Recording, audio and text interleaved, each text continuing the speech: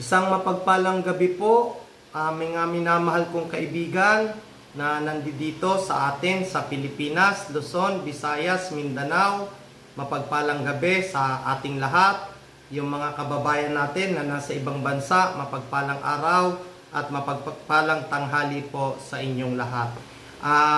Yung mga kababayan po natin na bumabiyahe po ngayon pauwi galing ng trabaho, galing ng school, galing sa negosyo, panalangin ko na ingatan kayo ng Panginoon at maluwalhati kayong lahat na makauwi sa inyong tahanan. Sa oras na ito, nais ko pong magbahagi sa inyo ng makapangyarihang salita ng Panginoon na mababasa po natin sa Kawikaan chapter 4 beginning verse 23 to 27. Ito po ang nakasulat sa Magandang Balita Biblia Translation. Ito po, yan. So ang sabi po dito sa verse 23, Kawikaan chapter 4 beginning verse 23. Sabi niya dito, ang puso mo'y ingatang mabuti at alagaan. Anong sabi? Ang puso po natin ay dapat nating iingatang mabuti at aalagaan. Bakit po?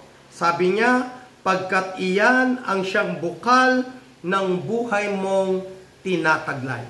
Mga kapatid, kaya po pinaiingatan sa atin ang ating mga puso at pinaaalagaan sapagkat ang sabi dito, ito po ang siyang bukal ng buhay nating tinataglay. Sabi niya sa verse 24, ilayo mo sa iyong bibig ang salitang mahahalay, ilayo ang mga labi sa kasinungalingan. Meron pong nakasulat sa Psalms chapter 119 verse 11. Ang sabi doon, ang salita mo o ang iyong kautusan, sabi ng mga awit, ang iyong kautusan ay sa puso ko iingatan upang ako'y hindi magkasala sa iyo magpakailanman. So, sabi po dito sa binasa natin, no, alagaan natin at ingatan natin ang ating mga puso sapagkat dito bumubukal ang buhay. Para po maingatan natin ang ating puso at maalagaan, dapat ingatan po natin ang salita ng Diyos sa ating mga puso nang sa gayon hindi po tayo magkasala magpakailanman at mailayo ang ating mga labi sa gawang o sa pagsasabi ng mga kasinungalingan. Verse 25 ang sabi, palaging sa hinaharap ang pukol ng iyong tanaw. So dapat sa hinaharap lagi nakapukol ang ating tanaw, hindi sa likod, no? Ibig sabihin yung mga nakalipas na nangyari, yung mga bagay na lumipas na nangyari sa ating buhay, yun ay tapos na. Tapos na yon, nangyari na yon. So dapat ituon natin ang ating pananaw.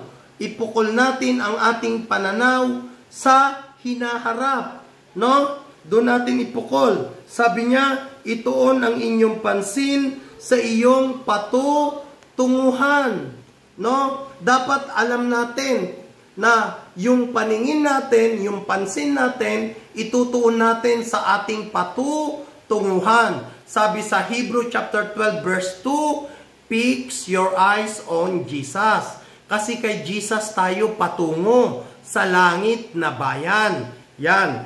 Tapos ang sabi niya sa verse 26, siyasatin mong mabuti ang landas na lalakaran. Tapos sabi niya, sa gayon ang lakad mo ay laging matiwasay. So dapat susuriin natin yung landas na nilalakaran natin katulad ngayon.